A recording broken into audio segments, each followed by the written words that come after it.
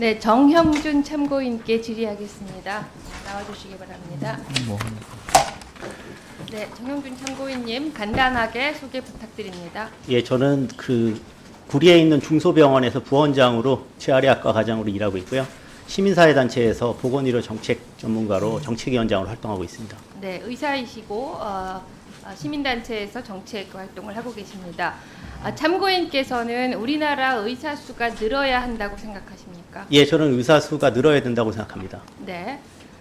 지난 9월 19일 국정브리핑에서 대통령실의 장상윤 사회수석이 문재인 케어로 건강보험 집행액이 폭증하며 국민 부담이 커졌다. 그리고 필수 의료에 대한 공정한 보상보다는 의료 남용을 가속화하고 수도권으로의 환자 쏠림이 심화됐다. 이렇게 발언을 하셨습니다. 이에 대해서 현장의 의사로서 어떻게 생각하시는지 간단하게 말씀해 주시기 바랍니다. 예, 저는 앞서 김대중 교수님도 이야기를 하셨지만은 저희가 한국의 건강보험 보장성이 너무 낮아 제대로 된 치료를 환자들이 다 받지 못하고 있다고 생각을 합니다. 그런데 장상현 수석께서 건강보험 보장성이 강화되어 병의원 이용을 더 하게 됐기 때문에 뭔가 문제가 생긴 것처럼 이야기하시는 거는 건강보험 제도 자체에 대한 원칙을 저는 붕괴시키는 그런 발언이라고 생각하고요. 또 하나는 보장성에 대한 심각한 착각을 가지고 계시는데, 이 자리에 계신 의원님들 다 알고 계시겠지만 한국의 건강보험 보장성은 OECD 최저 수준입니다. 지금 평균이 90%인데 저희가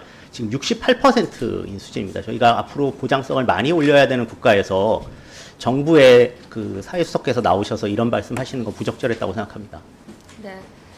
정말 의료 불평등을 부추기겠다는 게 정부 정책이라고 노골적으로 선언할 정도로 부끄러움을 모르는 아주 문제가 있다고 생각을 합니다.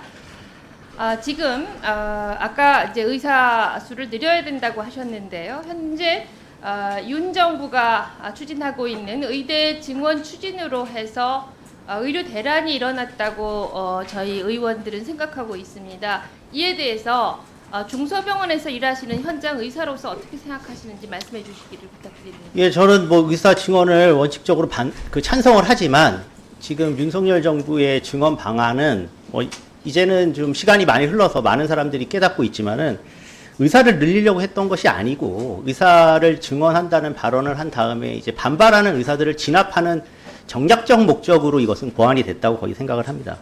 실제로 이제 그걸 좀 증명하는 게 첫 번째로 이런 시장 중심의 의료 공급 때문에 저희가 지방 의료가 붕괴되고 있고 저희 중소병원에서도 의사를 구하기가 어려운데, 그렇다면 필수적인 진료과나 아니면 기피 진료과의 지원자를 늘릴 수 있는 다양한 방법들, 예를 들면 지역의사제라든지 공공의대라든지 아니면 특정 진료과를 선택해서 아예 선발을 한다든지 이런 방식들을 취해야 되지만 윤석열 정부에서 그렇게 하지 않았고요.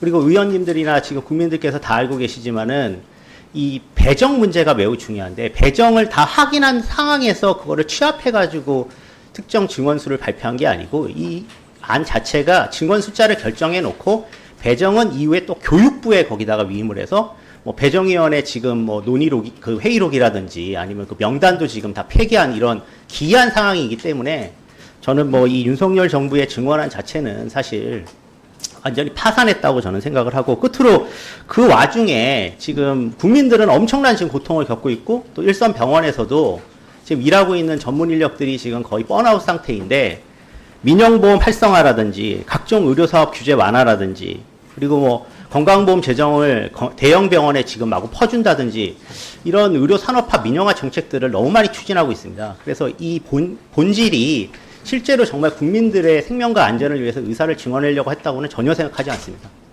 네, 지난 정부 때 문재인 케어와 비교했을 때 지금 건강보험정책심의위원회에서 결정하고 있는 선지급이라든가 재난지원금 같은 의사결정 과정에 대해서 어떻게 생각을 하십니까? 저는 매우 비민주적으로 지금 운영이 되고 있다고 생각하고요. 특히 이번 정부 들어서 건강보험의 건정심위원뿐만 아니라 건강보험 산하의 재정운영위원회 같은 경우에도 법적으로 원래 근로자 대표단체의 추천을 받거나 아니면 그분들을 모시게 되어 있는데, 지금 양대 노총인 민주노총과 한국노총을 다 배제를 했습니다. 그래서 실제로는 건강보험 재정의 거의 7, 80%를 지금 납부하고 있는 가입자를 대표하는 사람들을 배제한 상태이고요. 또 최근에 이 의료 대란을 그 핑계로 뭐 월 1,882억 플러스 알파의 금액을 지금 지불하고 있는 것으로 알고 있고, 최근에는 대형 병원들이 이제 전문의 중심 병원으로 구조조정한다는 명목하에 연간 3조 3천억 정도를 지금 지원하는 것으로 그 행안부 장관께서 그때 중대본 때 발표를 하신 걸로 알고 있는데, 이거는 저는 심각한 월권이라고 생각합니다. 그냥 건강보험 재정은 국민들의 보편적이고 균등한 의료 이용을 위해서 사용돼야 되는 것이지, 특정 의료 공급의 구조조정이나 이런 부분은 정부에서 일반회계로 사용하거나 혹은 건강보험 재정을 이것을 사용한다고 한다면 그것이 국민들에게 어떠한 의료비 절감이나 실질적인 보장성 강화에 득이 되는지를 설명하셔야 될 것으로 보입니다. 네.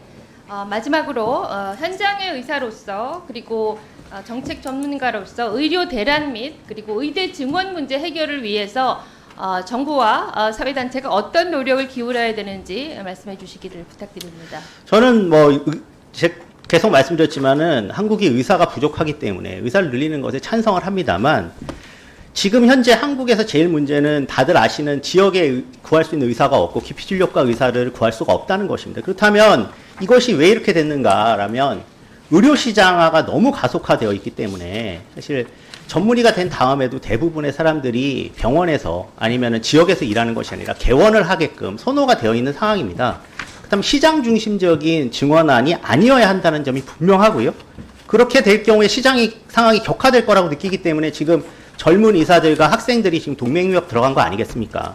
그러니까 원인이 분명한데 이 원인을 전혀 해결하려고 하지 않는 지금의 방안으로는 안 되고, 특히 기피진료과에 대해서 수익성이 낮다는 것을 수가를 지금 인상하고 있는데, 지금 뭐 여러 가지 문제도 알고 계시지만 저출생이나 이런 걸로 인해서 대표적인 예로 뭐 소아과나 산부인과에 행위수 자체가 줄어들고 있습니다. 그래서 그 행위 자체에 대해서 뭐 2배, 3배 가산을 해줘도 사실상 민간에서 이 부분을 공급할 가능성은 전혀 없다고 저는 생각하고요. 그렇다면 정부가 나서서 공공의료와 지역의료를 강화하기 위한 지역의사제나 공공의사제 같은 것을 해야 된다고 생각합니다. 끝으로 의사수를 늘리면 낙수 효과로 기피진료과 의사가 충원될 거라고 하는 이런 시장주의적 방식은 매우 부작용을 크게 일으킬 것이기 때문에 지금이라도 이런 생각은 접는 것이 옳다고 생각합니다. 감사합니다. 장관님, 이건 현장의 목소리입니다. 뿐만 아니라 들으셨듯이 평소에 의사수를 늘려야 한다고 주장해 오신 진보적인 의사의 주장이기도 합니다. 네, 이상입니다.